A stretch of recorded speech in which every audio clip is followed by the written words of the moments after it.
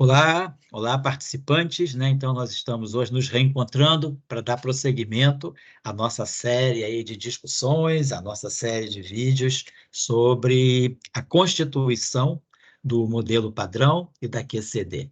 E isso em celebração aos 50 anos de ambas as teorias, tanto do modelo padrão quanto da QCD, que é parte substancial do modelo padrão. Então, temos feito aí uma varredura histórica, contextualizando as contribuições e acertando os períodos. Então, já estamos no início da década de 60, 1964, nós tínhamos terminado a última reunião falando desse trabalho que está marcado aqui, de Delbourgo e Salam, que é o estudo da renormalizabilidade da eletrodinâmica, sobretudo dos bósons vetoriais, né? Bósons vetoriais carregados em interação com o fóton. Essa discussão ainda aqui fica inconcluída, e ela só vai ser resolvida com o estabelecimento da teoria eletrofraca, como nós vamos falar um pouco mais à frente. Então, nós vamos iniciar agora um período muito crucial para o modelo padrão, que é o período em que se estabelece vamos dizer, toda a física do bóson de Higgs, né? Quer dizer, quando se estabelece o mecanismo de Higgs. Então, toda a discussão da geração de massa, ela já vem desde a década de 50, com os trabalhos lá inclusive, né, do Nambu, sobretudo do Nambu, Iona Lazzini, o trabalho também do Anderson. Então, toda uma série de contribuições já buscando compreender como poderia ser gerada uma escala de massa, portanto, alternativamente, né, uma escala de distância para as interações nucleares, fortes e fracas, né? Mas, sobretudo, pensando no paper de Young Mills, que falava de interações fortes, né? E que precisava fixar a escala das interações fortes como sendo a escala nuclear, 10 a menos 15 metros, um femtômetro. E toda a discussão está aqui, a teoria de Young Mills, da maneira como ela é proposta, né?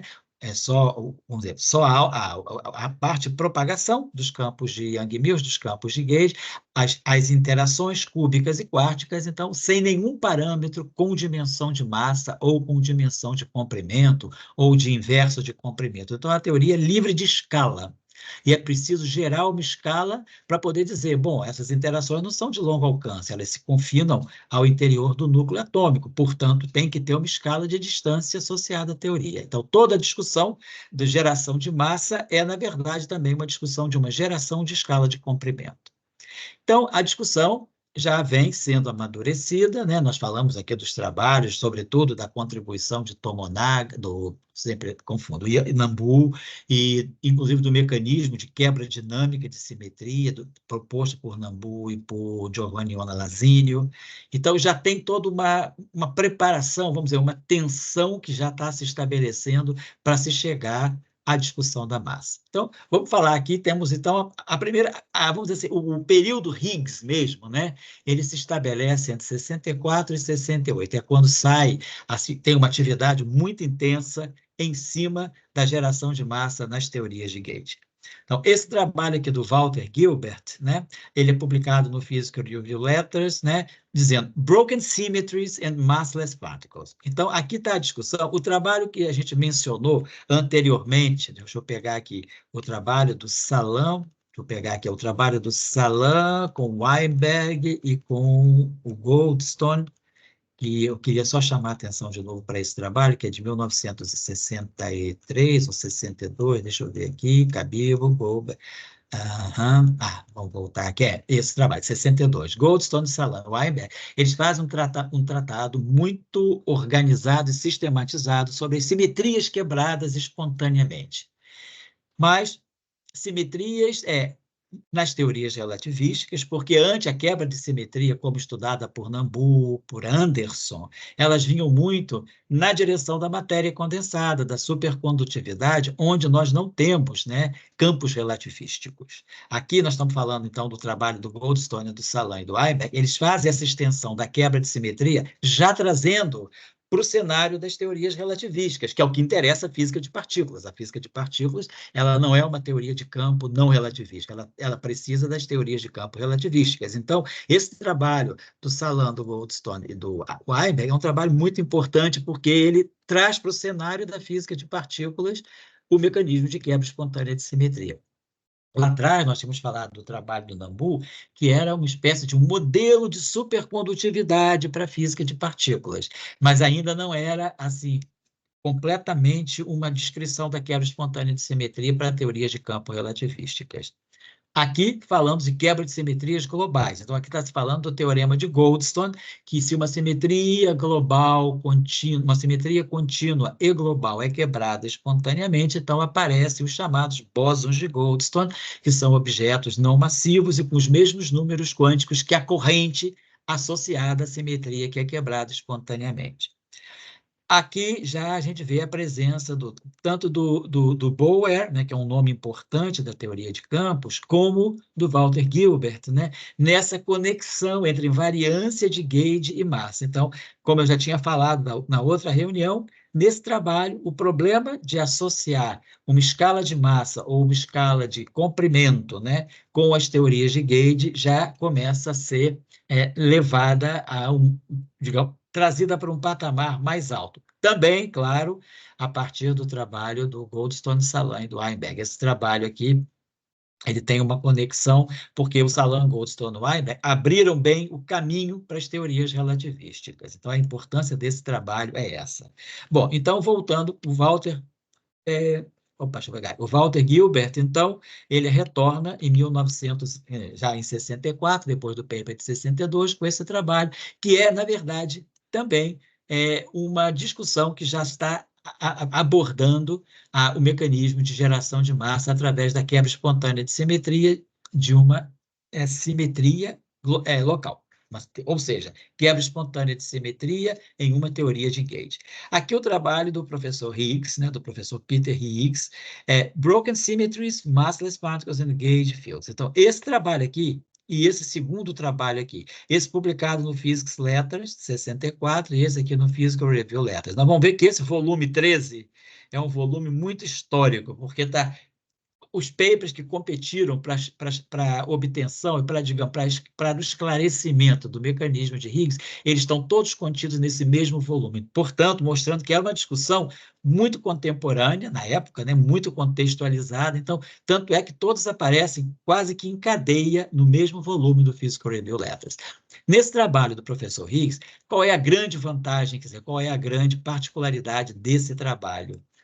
É que não só o mecanismo, quer dizer, o mecanismo de quebra espontânea de simetria, no caso da simetria ser local, ele gera massa, ele gera uma escala de massa, portanto, uma escala de comprimento também, ele associa ao campo escalar que faz a quebra de simetria uma partícula, porque não está claro, quer dizer, sabe-se que tem um campo escalar que realiza a quebra de...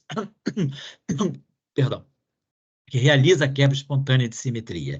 Mas ainda não estava claro que esse campo escalar dava origem a uma excitação, a uma partícula neutra, massiva, e de spin zero, partícula escalar, como depois foi identificado no CERN, né? Essa partícula escalar neutra com a massa hoje, que a gente sabe, na faixa de 125 GeVs.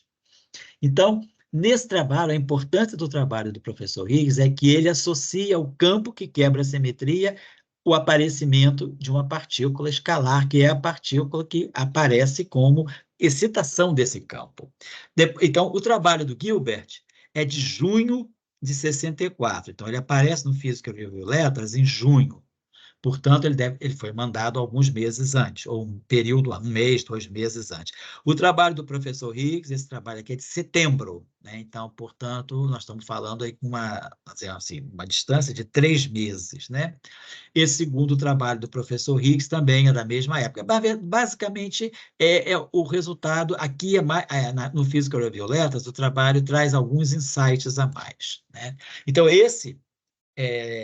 dois trabalhos aqui de 64, o Physics Letters e o Physical Review Letters, que vão dar, em 2013, o Nobel do professor Higgs, que vai ser dividido com Englert, né? Na verdade, Braut já estava morto, porque tem também esse trabalho de 64, do Englert e do Braut, publicado, ó, Physical Review Letters, volume 13. Guralnick, Hagen, Keeble, Physical Review Letters, volume 13. Então, nós estamos vendo que esse volume 13, ele conseguiu acomodar todos os trabalhos fundamentais, para quebra espontânea de simetria. Opa, peraí, pulei de baixo. Desculpa, estou confuso aqui com... Opa, 64, estou mais atrás ainda. Caminhei, desculpa, gente, perdão aí. Então, está aqui. Então, o Physical Review Letters do Higgs, o Physical Review Letters do Englert e do Braut, e o Physical Review Letters do Guralnick, Hagen e Keeble. Esse trabalho do Guralnick, Hagen e Keeble é um pouco mais, eu diria, um pouquinho mais formal até. Ele trabalha um pouco com a questão da discussão, da definição correta do que é uma carga, no caso de uma quebra espontânea de simetria, quer dizer, essa carga ela pode se tornar um operador. Tem uma expressão formal, mas essa expressão formal pode vir a divergir. E eles mostram nesse trabalho como regularizar essa carga, que é a carga associada à corrente da simetria, que é espontaneamente quebrada. Então, é um trabalho com uma certa pegada mais formal, até por causa da presença do Hagen. O Keeble também é uma pessoa muito voltada para uma discussão matemática, apesar de ter insights físicos sensacionais nos papers do professor Keeble. Mas eu acho que a pegada do Guralnick e do Hagen aqui é que vão dar vamos dizer assim, esse sabor um pouquinho mais formal a esse trabalho, que discute coisas bastante interessantes também. Então, eu diria que seria, assim, de chamar a atenção, né, esse período aqui. Então, nós temos tudo aqui está centrado em 64. A discussão prossegue, como nós vamos ver. Temos esse trabalho aqui também, o Physical Review Letters 12, portanto, anterior, que era uma pergunta ainda. A quebra espontânea de simetria implica partículas de massa zero, né? Então, certamente está fazendo uma reavaliação do teorema de Goldstone, né? De que quebra espontânea de simetria, de uma simetria global e contínua, ela necessariamente tem a presença de partículas de massa zero, que são os bósons de Goldstone. No caso da quebra espontânea ser de uma simetria local, essas partículas de massa zero, elas desaparecem, elas são absorvidas pelo campo de Gauge, dando a eles uma parte longitudinal e, portanto, massa, e, portanto, uma escala de comprimento. Então, se alguém quer fazer, assim, quiser estudar as origens e, assim, o contexto histórico em que o mecanismo de Higgs se estabeleceu, eu diria, começamos lá dos papers do Anderson, de 58, depois os papers do Nambu, de 60, Iona Lazini com Nambu também 60, 61, depois o paper do Goldstone, Salam e Weinberg, de 62, e aí vimos o trabalho do Gilbert também, de 62, né? E passamos a esses trabalhos aqui da década do período de 64, 65. Então, esses trabalhos são muito importantes, porque estão todos eles tratando da quebra espontânea de simetria, daquilo que é o mecanismo de Higgs e daquilo que vai resolver a grande questão que estava em aberto nas teorias de Young-Mills, que é a necessidade de uma quebra espontânea de simetria para poder se gerar uma escala de massa e uma escala de comprimento, e aí poder se compatibilizar com a fenomenologia das interações nucleares fortes e fracas. E, claro, possibilitando posteriormente a formulação da unificação eletrofraca. Então, são trabalhos muito importantes que eu também acho que num curso vale a pena a gente ter um contato com esses trabalhos. Eu me lembro lá no nosso curso de teoria eletrofraca em Trieste, no doutorado, essa parte aqui de quebra espontânea de simetria foi feita com muito detalhe e nós tivemos que passar por esses trabalhos, sobretudo o professor Giuseppe Furlan, que era o professor que dava essa parte do curso, né? Ele nos incentivou que nós fizéssemos uma espécie de um trabalho de final de curso em cima desse trabalho do Guralnick, Hagen e Keeble, que é a discussão de como construir esses operadores de carga na teoria quântica de campos, né, que estão ligados à corrente que é quebrada espontaneamente. Então, é um trabalho muito interessante. Depois tem trabalhos interessantes do Hagen também nessa direção, publicados em escolas de verão, como notas de aula, que também são muito formativos. Eu não coloquei eles aqui, porque eu estou colocando as referências primárias, mas pode ser encontradas aulas, papers, né, de escolas de verão, tanto do Guralnik quanto do Hagen, sobre a discussão da quebra espontânea de simetrias locais, portanto, teorias de Gauge, teorias de Yang-Mills. Bom, importantíssimo também em 64, altamente consequente, é essa descoberta de Cronin e Fitch, que descobrem experimentalmente a violação de CP nos decaimentos fracos dos cáons neutros, né? Esse resultado é anunciado nessa 12ª conferência, né? Conferência Internacional de Física de Altas Energias, né? High Energy Physics, que foi realizada em Dublin. Eles recebem o Prêmio Nobel de 80 por essa descoberta em 64. E esse trabalho é fundamental, porque esse trabalho ele traz uma novidade. Nas interações fracas, não é só a paridade que é violada, como havia sido previsto por Li Yang, descoberto pela Mrs. Wu. Agora, ele mostra que, na verdade, CP é violada. Se CP é violada, a reversão temporal, a simetria de reversão temporal, também é violada para que CPT seja mantido. Então, no fundo, o que eles descobrem é que a invariância sobre inversão temporal, é violada nas interações fracas, o que não acontece, por exemplo, no eletromagnetismo e nem na física de interações fortes, né? A não ser que a gente considere o problema do CP forte, que ainda é uma questão que não está completamente resolvida. Muito interessante, então, porque esse trabalho vai inspirar, em 1973, o trabalho de Kobayashi e Maskawa de incorporar a violação de CP na teoria eletrofraca de Salam, Glashow, Weinberg, que tinha sido basicamente concluída em 1968. Em 73, eles introduzem a violação de CP e aí chegam à conclusão de que deveria haver na natureza uma terceira família de quarks, uma terceira geração de quarks, coisa que ainda não estava vamos dizer, no horizonte da física de partículas. O que estava no horizonte de partículas era a existência do Charme, que completaria a segunda geração. Primeira geração, o ID, segunda geração, Charme estranho. A terceira geração ainda estava fora de previsão.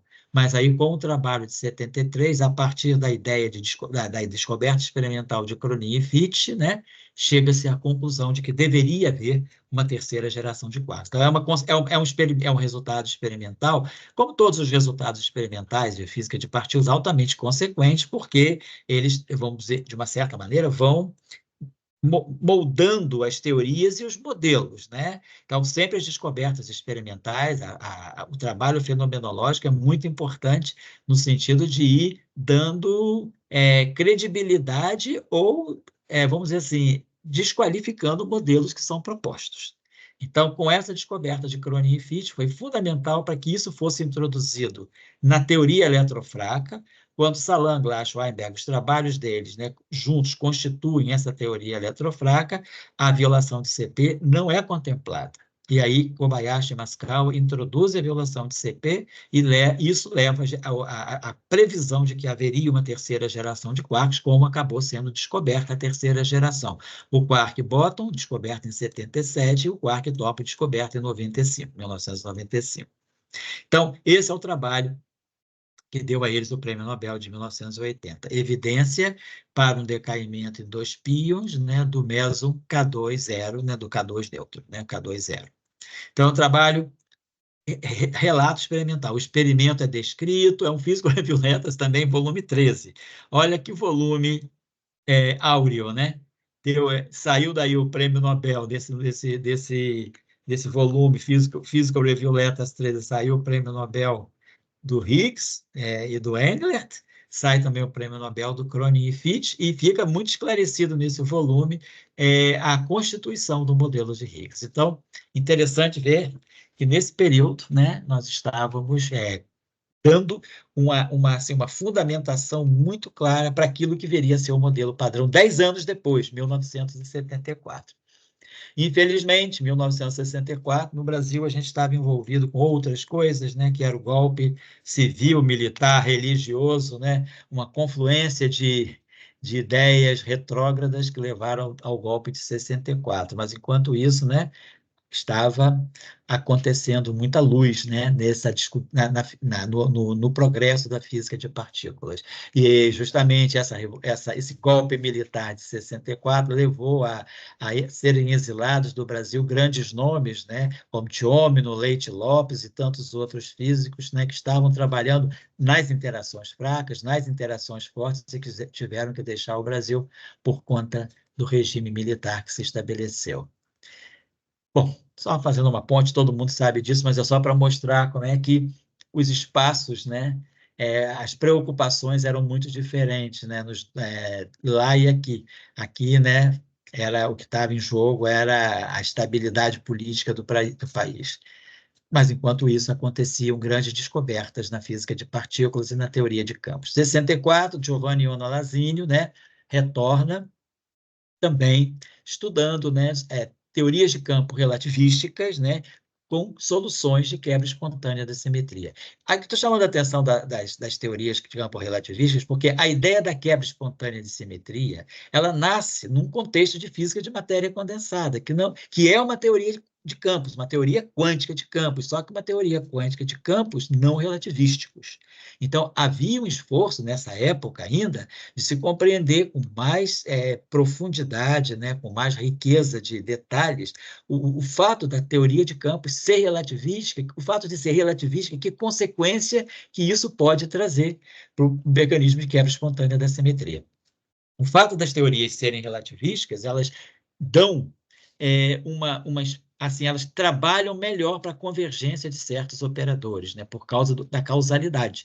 Nas teorias de campos não relativísticas, né, nós não temos, né, o limite de velocidade da luz. Então, o que acontece, tem um aspecto matemático aí, que é o que a gente chama de suporte compacto dos operadores, o fato de se ter relatividade nas teorias quânticas de campo, né, ou seja, teorias quânticas de campo relativísticas, elas dão uma definição mais segura daqueles operadores que definem, né, grandezas físicas, como, por exemplo, as cargas e as correntes. Então, não era uma discussão de detalhe, era uma discussão de fundamento mesmo. 1964, esse trabalho do Giovanni Iona Lasinio é muito importante. 64, Salan sozinho, com a experiência que veio adquirindo, né, nos trabalhos que fez com o Ward, ele publica aqui um lagrangiano universal para as interações fracas. Então, tentando, né, agora incorporar os aspectos de quebra de simetria na interação fraca. Mas aí nesse trabalho ainda não, ele só faz alusões, mas ainda não faz nada que pudesse ser configurado como uma unificação eletrofraca. As contribuições para a teoria eletrofraca, elas vêm compartimentadas. Os trabalhos lá do Glashow, de 1961, 62, depois os trabalhos do Salan e do Ward, 62, 63, 64, o trabalho do Einberg, de 67, esse trabalho aqui do Salan de 64, e depois o trabalho do Salan de 68. Então, isso tudo, essas peças todas sendo colocadas, montadas corretamente, elas vão constituir a teoria eletrofraca, ou a chamada modelo de Salan-Glashow-Einberg. 64, de novo, Salan e o Ward envolvidos na discussão de teorias de gauge para as interações elementares. Trabalho importante aqui do Greenberg, muito importante esse trabalho do Oscar Greenberg, né, que ele introduz a ideia dos quarks se apresentarem em 3 estados de cor. Nós tínhamos falado já que no início de 64, né, nós falamos na reunião anterior sobre os trabalhos do Gell-Mann e do Zweig, introduzindo a noção de quarks. E aí os hadrons, né, os bárions sendo formados de 3 quarks e os mesons de quark e antiquark. Então, para se introduzir, né, para poder se ter uma estatística correta, porque os quarks são fermis e, portanto, respeitam o princípio da exclusão de Pauli, Greenberg trouxe uma noção de 3 estados de cor. Ele, então, introduz a ideia de que esses quarks que apenas tinham sabor. Então, quando o modelo de quarks é introduzido por Gell-Mann e por Zweig, tinha-se apenas os sabores, sabor U, sabor D, sabor S. né? Claro que já havia as previsões, né? Como a gente mostrou do Tariani, inclusive do próprio Cabibbo também, de que pudesse haver um quarto quark, coisa que depois vai ficar mais forte no final da década de 60 com os trabalhos de Glass, Heliópolis, Mariani. Mas aqui Greenberg traz a ideia de três trabalhos, três estados de cor. Então ele traz a noção de que o quark tem essa cor. Apesar de ele não estabelecer uma teoria de gauge para a cor, que no fundo é a QCD, SO3, ele traz esse novo número quântico para a física de interações fortes no setor de quarks. Ou seja, os quarks têm sabor, UDS e cor, três cores. Bom, e é muito interessante algo que o professor Oscar Greenberg diz, que ele fala o seguinte, ele sempre, vamos dizer, um entre aspas dele, né? Mas assim, eu não estou cotando exatamente as palavras dele, mas ele disse isso textualmente e também, não só oralmente, mas textualmente. Ele disse que ele se considerava uma pessoa que sempre trabalhava com assim, aspectos irrelevantes e fora da realidade. Estatísticas estranhas, estatísticas exóticas, e justamente por ele ter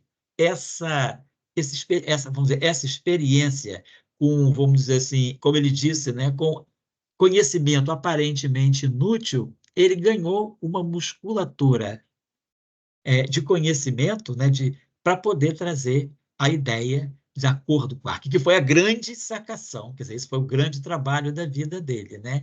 Então, que é justamente esse para-quark model, né? Então, ele vai trazer então a noção dessas cores, né, para poder descrever a estatística dos quarks, né?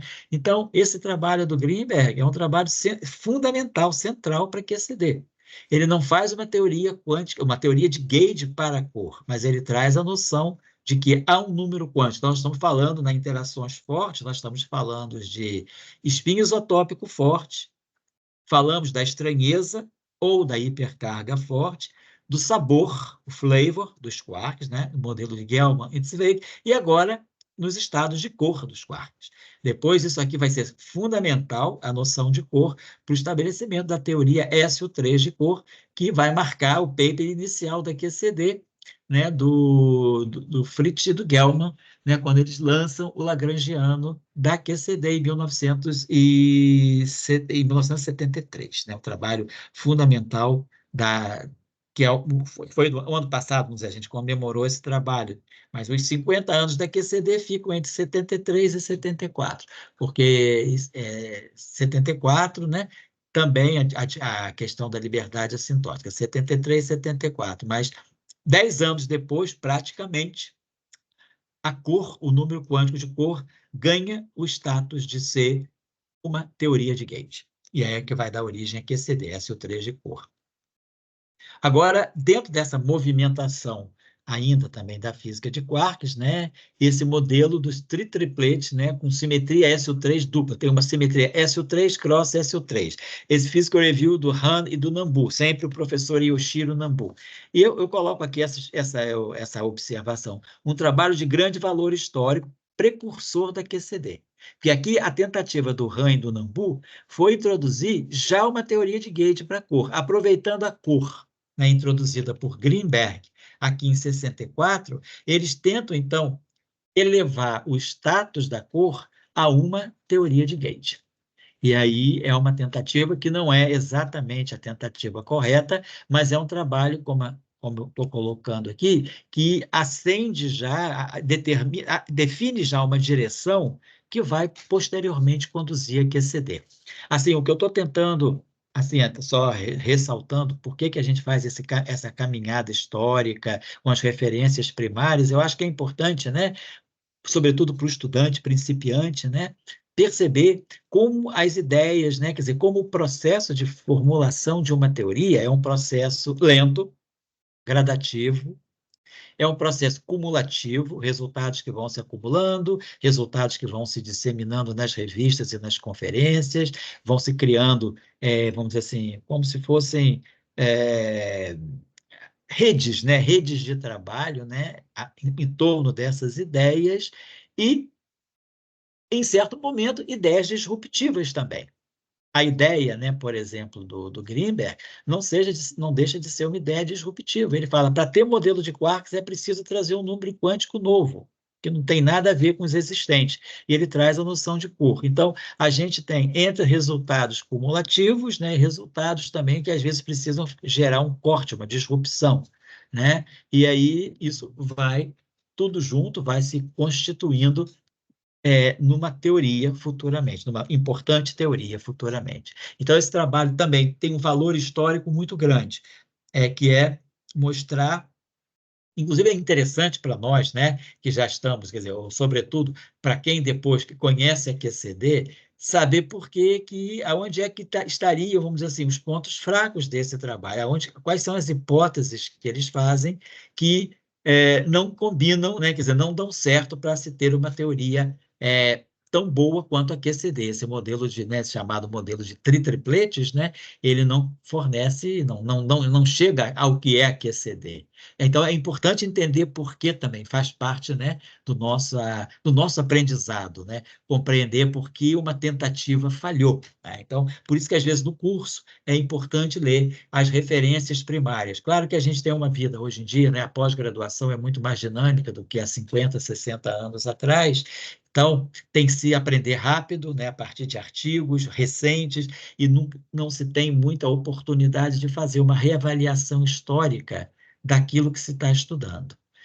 Mas eu acho que quem tiver predisposição e conseguir encontrar dentro da sua ocupada agenda de estudos, de trabalho, de tese, de paper, espaço para isso é importante. Né? Isso aí eu lembro que o professor Salão, o professor Paulo Budnich, que era o nosso diretor na CIS, o professor Furlan, o professor Galiano Denardo, tinha uma equipe boa de professores que sempre nos traziam de volta para a história, para discussão filosófica.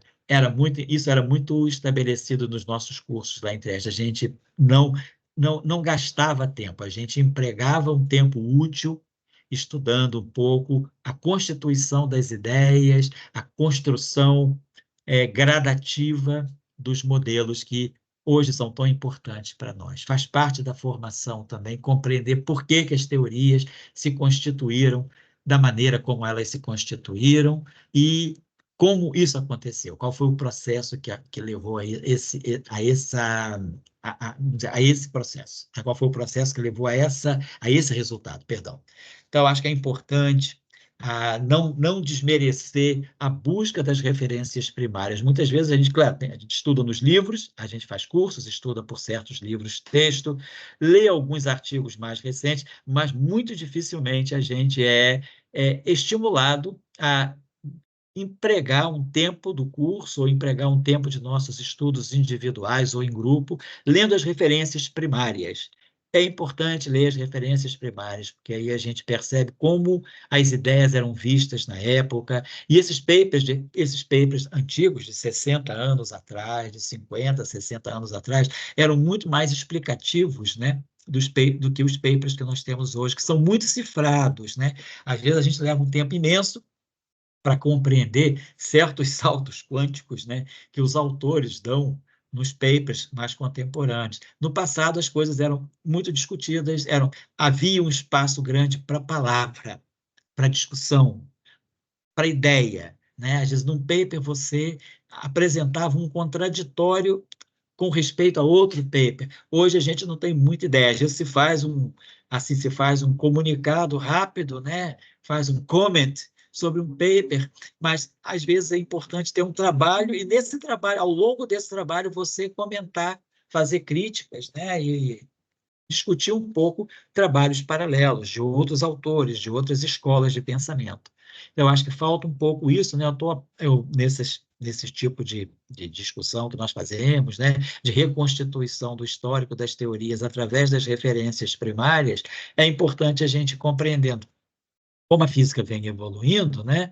E também por que as coisas aconteceram, quais foram os resultados que se encaixaram para levar à teoria, em que momento certas ideias caíram e em que momento certas novas ideias foram levantadas. Então, acho que é isso, só estou dando essa explicação para justificar o tipo de trabalho que nós estamos fazendo aqui. Não estamos apresentando as equações, não estamos comprometidos com a parte técnica, porque isso, ler o paper, está lá, tem livros. Nós estamos querendo compreender qual é o processo de constituição do modelo padrão, o processo de constituição da teoria eletrofraca, o processo de constituição da QCD, o processo de constituição da física de neutrinos e da física de partículas em geral. Então, aqui, de volta aos neutrinos, falando aqui do decaimento beta inverso, né, que seria prótons bombardeados com antineutrinos, né, dando origem a nêutrons e prótons com neutrinos dando origem a nêutrons e pósitrons, né, perdão. Então, tem várias maneiras, como a gente falou da outra vez, né, sobre o decaimento beta inverso, né, ou então, por exemplo, a gente pode bombardear nêutrons com neutrinos e formar prótons e elétrons. Então, esse assunto, por que estava retornando agora com importância? Por causa da descoberta da segunda família de neutrinos, né, em 62, lá pelo Lederman e colaboradores, né? Então, com a segunda família de neutrinos descoberta, se vai retomando a discussão, a física de neutrinos vai ganhando uma nova vida, né? Porque agora são as duas famílias que estão presentes, né? De novo, também, esse trabalho aqui do Haynes, né? Que é evidência para interações de neutrinos em raios cósmicos de altas energias. Também um Physical Review Letters, né? Então, para ter Physical Review Letters é porque eram contribuições realmente importantes. 65, né? Isso, acho que também vale a pena citar esses trabalhos que são importantes do Feynman, né? Então, por exemplo, consequências da simetria SU3 nas interações fracas, né? As interações fracas, né? Quer dizer, ou seja, a teoria eletrofraca ou as interações fracas, elas estão associadas à interação, à simetria SU2 e U1, como Glasgow já tinha estabelecido no seu paper de 61. Mas aqui nós estamos falando da simetria SU3. Por quê? Onde é que a simetria SU3 está nas interações fracas? No setor de quarks. Então, o Feynman faz essa ligação entre ainda o SU3 de sabor, os quarks, e a importância disso nas interações fracas, porque aí tem toda uma discussão de supressão de correntes neutras que violam a estranheza. Então, tem uma discussão importante aí que já tinha ocupado o Cabibbo, em 1964. E depois aqui ele faz também esse trabalho que eu acho muito bom do Feynman, porque o Feynman sempre, todos nós sabemos que o Feynman sempre faz, assim, traz sempre muitas discussões físicas, né? O aspecto físico é muito importante para ele. E esse trabalho aqui, nessa série de proceeds, esses proceeds podem ser, eles podem ser obtidos online, né? Esses proceeds aqui da Escola de Física Ettore Majorana, que é realizada na Sicília, na cidade de Erice, né? Lá tem o Centro de Estudos Ettore Majorana, porque o Majorana era siciliano, e o professor, na época que eu era estudante de doutorado, eu fui algumas, né? Era o professor Antonino Zichichi, né? Que organizava as escolas. O professor Zichichi, então, tinha muita, assim, a missão de manter viva, né? A história do Majorana, né? Que era o grande orgulho, né? Da Sicília, um dos grandes orgulhos dos sicilianos, né? Esse grande cientista que morreu muito jovem, mas que deixou grandes legados. E aí, nessas escolas, são sempre aulas excelentes. A escola de 82 foi fantástica, foi uma escola muito dedicada às interações, às teorias de Yang-Mills, interações de gate, porque era o período em que estava claramente estava já saindo da boca do forno a descoberta dos W+, W- e Z0. Eu lembro que nessa escola, eu estava lá, de 82, agosto de 82, foi quando também se celebrou os 60 anos do professor Yang, foram celebrados lá, então também estavam lá Dirac, claro, o Yang, Dirac, Wigner, Teller, tinha uma série de prêmios Nobel nessa escola, dando palestras interessantes, conversando, a gente podia ter acesso a eles, e um dos lecturers, né, um dos palestrantes que tiveram que faltar foi o professor que acabou depois, né, ganhando o Prêmio Nobel de Física pela descoberta do W+, W- e Z0, porque ele justamente faltou, o professor Carlo Rubbia, mandou um telegrama para o professor Ziquique, que foi lido em público, dizendo: nós estamos aqui num momento crucial no CERN, atrás de um grande resultado, e eu tenho que cancelar todos os meus compromissos fora do CERN. E ele cancelou as aulas dele, porque estava saindo dos aceleradores, naquela época era o PP Barra, né? Ainda era vamos dizer assim, o vovô do LHC, era o PP Barra, que depois evoluiu para o LEP, né? Mas os experimentos UA1 e UA2, que detectaram os W+, W- e alguns meses depois o Z0. E, então, nessa escola, né, essa escola tem sempre aulas muito boas e proceedings muito bons. Nesses proceedings aqui, de 1965, é muito interessante esse trabalho do Feynman, né? Que a gente também, né, pôde ler no nosso curso de interações, né? Não foi no curso de interações práticas, foi no curso de física de partículas, lá de Trieste, dado por um dos nossos professores da CISA, e a gente deu esse trabalho para ler como era o status em 65. Então, como estavam as compreensões, quer dizer, o Feynman faz um balanço muito bom daquilo que nós estamos discutindo ao longo do século XX, que é como foram se configurando as interações eletromagnéticas fortes e fracas, né? A gente já vinha falando, as interações eletromagnéticas a QED se constitui muito claramente, né? A partir sobretudo na versão 2, na versão covariante, a partir de 46, com os trabalhos do Tomonaga, a interação forte vem já se distinguindo, né, através da descoberta do espinho isotópico e as contribuições que depois trouxeram a estranheza e os próprios quarks, e as interações fracas, né, que vinham também caminhando, né, com resultados como a violação de CP, violação da paridade, violação de CP, e a física de neutrinos.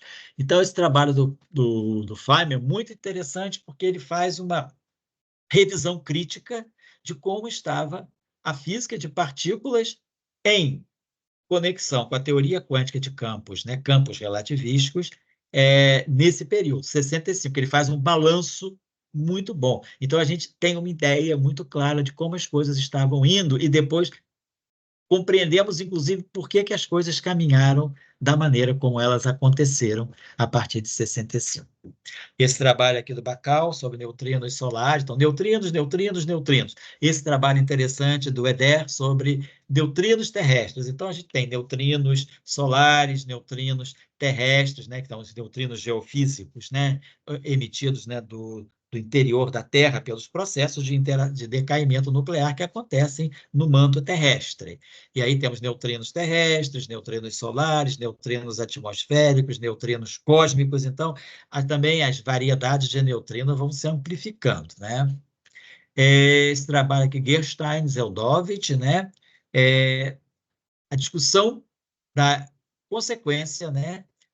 Da massa do neutrino, segundo Ponte-Covo, na cosmologia. Então, é um trabalho muito interessante também, porque já começa a relacionar física de neutrinos com cosmologia. Não estou nem falando com colapso estelar, com astrofísica, com a cosmologia. Trabalho que já aponta para a existência dos neutrinos cósmicos, né, que só vão ser descobertos bem futuramente, né? Então, esse trabalho é importante, né, porque ele já começa a dar um passo, né, quer dizer, a física russa, né, a escola russa começa a dar um passo já trazendo os neutrinos que já estavam presentes nos colapsos, né, agora eles começam a ter uma consequência, a relação entre a massa do neutrino e a cosmologia. Algo que, assim, é muito interessante, porque a massa do neutrino, por menor que ela seja, ela tem um impacto na cosmologia. Nós estamos falando, então, de neutrinos cósmicos, neutrinos do universo primordial. Então, esse trabalho também é muito importante para a física de neutrinos. De novo, 66, o trabalho do Higgs, né? O professor Higgs, quebra de simetria, sem bósons no fundo, sem bósons de Goldstone, compreendendo melhor o mecanismo de Higgs. Não chega a ser mais do mesmo, né? Não chega a ser mais do mesmo, mas é um pouco mesmo. Tem alguns insights novos que ele traz, depois de 2 anos de estabelecimento, né, do paper, muitas discussões, né, e é bem interessante ler esse trabalho também. É histórico, faz parte da história do mecanismo de Higgs. Trabalho do Ponte Covo, né, experimentos de neutrinos, né, e a questão da conservação da carga leptônica. Então, discussão de uma lei de conservação nos experimentos com neutrinos. Então, nós estamos, assim, já chegando num momento de grande clímax, 67. Aí, agora, 67, vem Steven Weinberg, um modelo de leptons, que é o paper que leva o Weinberg para o Prêmio Nobel de 79, com o Glashow, com o paper de 61, e com o Salam, com o paper de 68. Então, Glashow faz um trabalho que é um modelo de leptons. Então, desculpa, o Weinberg. Weinberg vai estudar, então, as interações fracas dos leptons, né? E ele vai usar o setor de leptons. Quem era o setor de leptons na época, 1967? Era o elétron, com seu neutrino, claro, e o pósitron, um antineutrino, o muon, antimuon, neutrino do muon, antineutrino do muon. Isso era o setor de leptons. Ainda não havia, né, a terceira geração de leptons, que é a terceira geração de leptons, ela só aparece depois com o tau, que é descoberto em 1977, 10 anos depois, e o neutrino do tau, que só é descoberto no ano 2000, em julho de 2000. Então, ele faz um estudo do modelo de leptons. Mas qual é a grande importância desse trabalho? É que o Weinberg, ele coloca, né, que ele estabelece exatamente a localização do dublete de Higgs na teoria eletrofraca. Ele define os números quânticos eletrofracos do dublete de Higgs, e aí isso aí resolve completamente o problema da massa. Então, o papel do Weinberg nesse trabalho é uma compreensão sabia-se que tinha esse campo que quebra a simetria espontaneamente, mas quem é esse campo, como ele se constitui na teoria eletrofraca com simetria SO2, O1.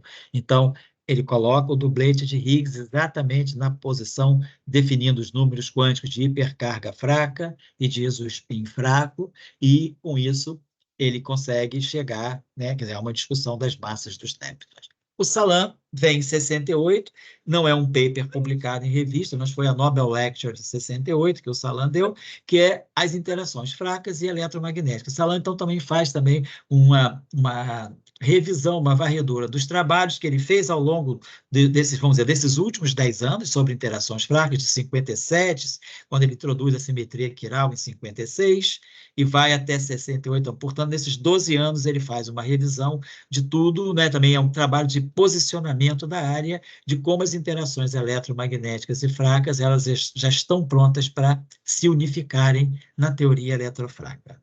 Então, esse trabalho é muito interessante também, é um trabalho muito rico, muito bem escrito, muito denso, e está disponível também nas Nobel Lectures. Pode ser baixado o PDF dele pela internet.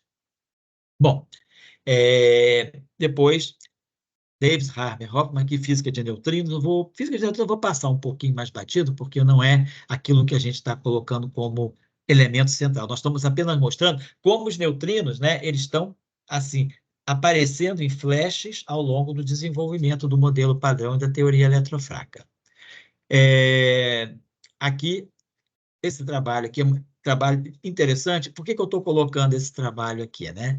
É o American Journal of Physics. Então, quer dizer, é um trabalho voltado para um público que está interessado no aspecto mais didático. Mas eu acho que esse trabalho é muito bom, que é de 1968, porque ele faz uma espécie assim, seria uma espécie de uma versão, tipo Revista Brasileira de Ensino de Física, né? Um trabalho típico da Revista Brasileira de Ensino de Física, de um tópico de fronteira na época, para um público de principiantes. Então, é um artigo muito bom, inclusive para os estudantes de hoje. Claro que tem muitos resultados aí que depois não estão atualizados, mas eu acho que a base, né, da teoria de interações fracas, né, proposta de Fermi para a interação fraca, para o decaimento beta, fica muito bem apresentada de forma muito pedagógica nesse trabalho de 1968 do American Journal of Physics.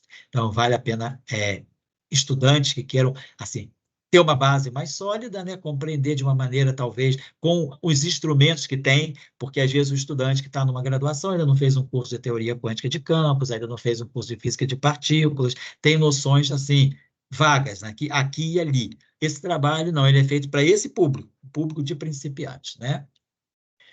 E nós já estamos chegando, basicamente, a um ponto que é agora um ponto que eu também diria de, assim, quase que um divisor, né, dentro, um divisor de fases de trabalho dentro da construção do modelo padrão, que são os experimentos chamados experimento inelástico profundo, Deep Inelastic Scattering, né?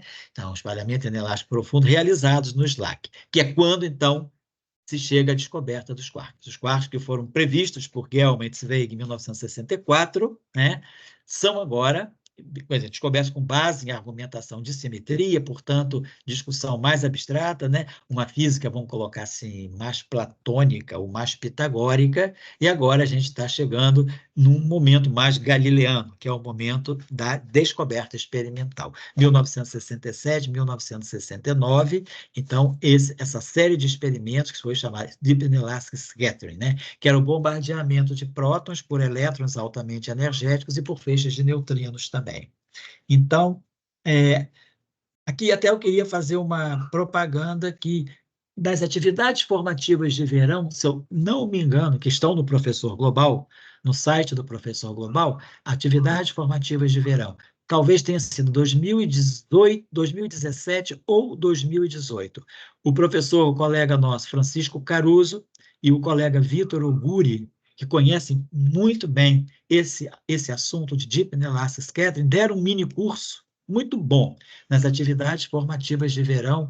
Não me lembro se de 2017 ou 2018. Estão no site do Professor Global. Então, quem quiser ter um acesso, assim, compreendendo todo o jargão da área, as definições que são feitas para as quantidades cinemáticas e dinâmicas, né? A ideia de que da simetria de escala que é vista a partir das seções de choque. Então, no site, né, no site do Professor Global, atividades formativas de verão, 2017 ou 2018, o curso do Caruso e Oguri sobre Deep Inelastic Scattering. Foi um curso sensacional, porque eles conhecem esse assunto muito bem, e está relatado, inclusive, no livro deles. Então, faço assim essa chamada para os estudantes que quiserem, ou para quem quiser se aprofundar um pouco na compreensão do que é exatamente o Deep Inelastic Scattering, e a importância crucial desse experimento para a constituição da QCD. Então, vamos dizer assim, é o aspecto galileano da QCD, a descoberta dos quarks, né? Quark U, quark D, quark S. Né? Ainda não havia o quarto quark, né, que a gente vai falar sobre eles na próxima reunião, que é os trabalhos, né, do Cabibbo e também do trabalho do Glacio Heliópolis Maior. Então, esse trabalho do Bjorken aqui, regras de soma assintóticas para momento infinito, né? Quer dizer, é momento transfer, muito alto. Então, é um experimento de física de altas energias. Então, a contribuição aqui, quer dizer, a grandeza que está em jogo aqui é o chamado scaling de Bjorken, né? Que é algo, né, que tem a ver com a importância da simetria conforme no regime de altas energias. No regime de altas energias, qualquer massa que seja se torna mais desprezível, se torna desprezível, então nós temos uma espécie de uma teoria de massa zero, portanto, com invariância de escala. E aí, esse scaling de Bjorken, ele revela que o comportamento dessas seções de choque apresenta um regime de escala, ao invés da seção de choque depender de grandezas independentes, ela depende da relação, vamos dizer assim, da razão entre essas grandezas. Quer dizer, depende do fator de escala e não das grandezas propriamente ditas. Então, foi uma contribuição muito importante para se chegar ao conceito de liberdade assintótica. Então, esse trabalho do Bjorken é fundamental, que é o trabalho que traz o chamado, o que sai desse trabalho, o que é conhecido hoje como scaling de Bjorken, que é um comportamento, assim, um comportamento muito particular, peculiar das seções de choque. 69, o Feynman entra nessa discussão. E aí vai justamente esse Deep Inelastic Scattering, colisões de hadrons a energias muito altas. Então, aqui, o Feynman introduz a sua ideia de que do modelo de partons. Então, os partons, o nome está dizendo, partículas que são parte de quê? Do próton, do nêutron. Feynman, então, ainda não associa os partons aos quarks. Então, havia os quarks, mas Feynman traz a ideia de que o que está dentro, o que constitui o próton e o nêutron, o que constitui os hadrons em geral, são esses chamados partons, que carregam parte do momento, parte da energia dos hadrons, né? Então, tem os partons e os quarks que estavam sendo previstos. A pergunta é, partons são quarks? Quarks são partons? Então, os partons de Feynman eram um possível candidato a serem os quarks de Gell-Zweig. 69, de novo, York e Pascos, né, introduzem esse trabalho aqui, que é o espalhamento inelástico. Próton elétrico, aquilo que eu falei, né, o próton sendo bombardeado por elétrons altamente energéticos, né, e também o espalhamento de fótons por prótons e a estrutura do nucleon. Então, eles investigam, né, a estrutura dos nucleões, quer dizer, dos prótons e dos nêutrons, e identificam os partons de Feynman como sendo os quarks. Então, temos essa dupla discussão, né? O Deep Inelastic Scattering, o Deep Inelastic Scattering de Bjorken, que abre o caminho para a discussão, então, desse comportamento, do que estava por trás desse comportamento das seções de choque. Então, mostrando que deveria haver alguma estrutura no interior dos hadrons, dos prótons e dos nêutrons, por exemplo. Feynman, então, diz, sim, tem uma estrutura interna, e ele propõe um modelo de partons. Daí, Bjorken e Pascos, nesse trabalho de 69, eles falam, não, os partons de Feynman devem ser são identificados como sendo os quarks de Gell-Zweig. E aí eu chamo a atenção para esse interessante trabalho do Michael Riordan, que é a descoberta dos quarks. Esse trabalho é excelente, porque ele conta toda a história do que foi a descoberta dos quarks no SLAC. Então, é um trabalho de natureza muito histórica, é a história do descobrimento dos quarks. Aquele momento, né, entre 1967, né, e 1972, 73. Esse trabalho aqui é de abril de 92, né, justamente porque seriam os 20 anos, né, da consolidação da descoberta dos quarks em 1972. Mas, assim, os experimentos já indicavam claramente que haveria esses partons que seriam os quarks, né? Isso entre 1967, na verdade, 1970 já fica bem assegurado. Aí depois, 1969, esse trabalho aqui de neutrinos. Então, eu vou agora eu vou parar aqui, porque eu acho que a gente já tem material suficiente para eu acho que hoje é o vídeo número 5, né, para esse nosso quinto encontro. Paramos, então, na descoberta dos quarks. Então, esse momento é muito importante. Eu acho que tem uma reflexão aí de natureza epistemológica muito importante para quem estuda física de partículas, que é digamos assim, vamos dizer, digamos assim, as impressões meio mais assim, mais abstratas, que é simetria. Então, Gell-Mann e Zweig vão na onda das simetrias e propõem a existência dos quarks e esse SO3 de sabor para os quarks, né? Vem em seguida o Greenberg introduz a cor. Depois vem o Hahn e o Nambu, que tentam fazer uma teoria de gauge para a cor, mas não é tão bem sucedida. E aí falamos aí todo o período do Higgs, não estou colocando isso agora, mas o que é importante é a chegada dos quarks do ponto de vista experimental. Então, os quarks tinham sido previstos em 64 e acabam sendo vamos dizer, sendo consolidada a sua descoberta em 69. Então, 5 anos de antecipação. A teoria e 5 anos depois o experimento. Então, acho que esse trabalho do Riordan é muito interessante, porque ele nos permite assim, compreender a época, compreender toda a dinâmica por trás, por que se investiu nesse experimento, por que era hora de se investir nesse experimento. Foi justamente para buscar os quarks ou foi para compreender, porque já se via que o número de partículas elementares estavam sempre novas partículas sendo descobertas. A simetria SO3 de sabor funcionando muito bem para a classificação dos hadrons e os mesos segundo o Eightfold Way. Então, se há essa proliferação de elementos, será que não seria pela associação de objetos mais fundamentais? E aí tinha a teoria dos quarks, né, de Gell-Zweig, uma teoria mais de natureza, vamos dizer, baseada em princípios de simetria, e aí vale a pena fazer os experimentos no acelerador do SLAC.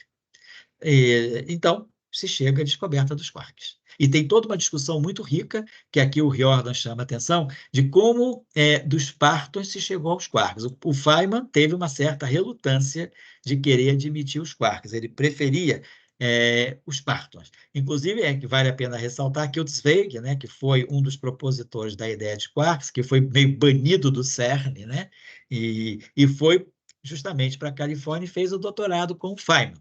Teve poucos encontros com o Feynman, que ele falou. O Feynman não era assim muito ligado na orientação.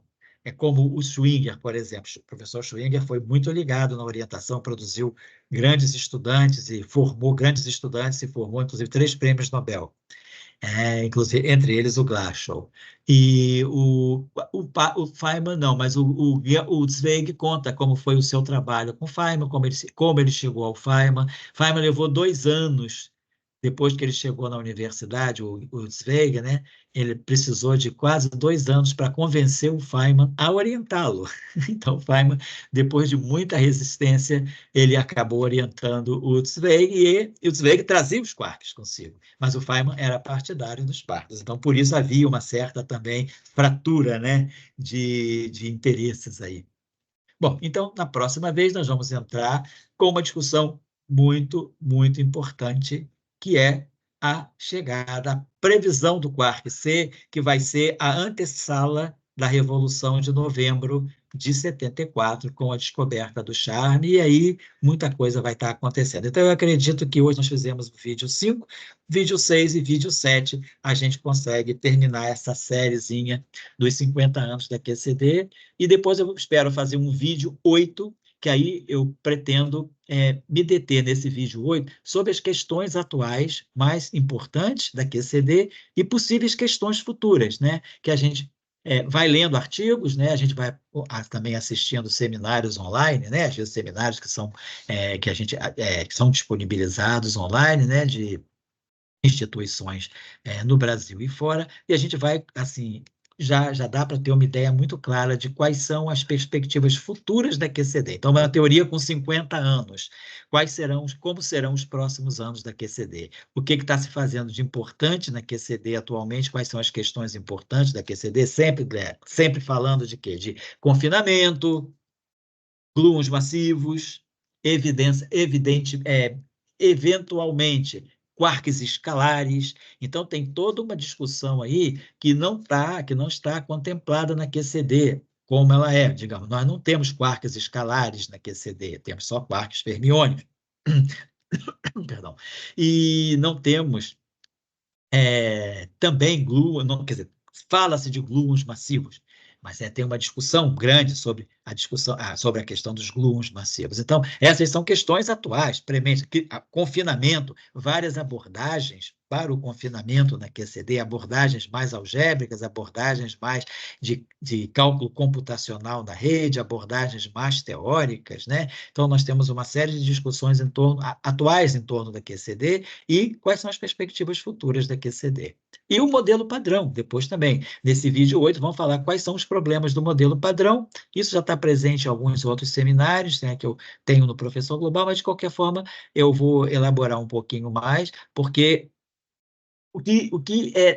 como se a gente deve antever uma física além do modelo padrão. Então, eu acredito que até o vídeo 7 a gente termine essa reconstituição histórica através dos papers primários, né, das referências primárias que nos contam toda a história. Seguindo as referências primárias, a gente está seguindo a história. E depois fazer talvez mais uma ou duas reuniões para discutir os problemas atuais e futuros da QCD e também o futuro do modelo padrão, ou seja, o que é a física além do modelo padrão? Quais são as físicas envolvidas, possíveis, né? Quais são os caminhos possíveis a serem trilhados além do modelo padrão? Então, eu queria agradecer ao Santiago, né, por mais essa gravação nesse final de tarde de domingo, né, e agradecer também a paciência de todos aqueles que estão seguindo um pouco aquilo que a gente está fazendo, né, trocando ideias. Eu recebi alguns e-mails de pessoas que estão assistindo, pedindo um pouco mais de detalhes, e depois eu já falei também para alguns que me escreveram que no final eu estou construindo, né, semanalmente eu vou mexendo um pouco nesse arquivo aqui, depois eu vou vou colocar esse arquivo, vai ser disponibilizado no site do Professor Global, né? E aí a gente vai deixar, quer dizer, vai ter acesso, qualquer pessoa que quiser ter um acesso assim, mais direto às referências. Claro que eu não contemplei tudo, eu fiz uma varredura assim, ano a ano, mas algumas coisas no meu crivo eu saltei.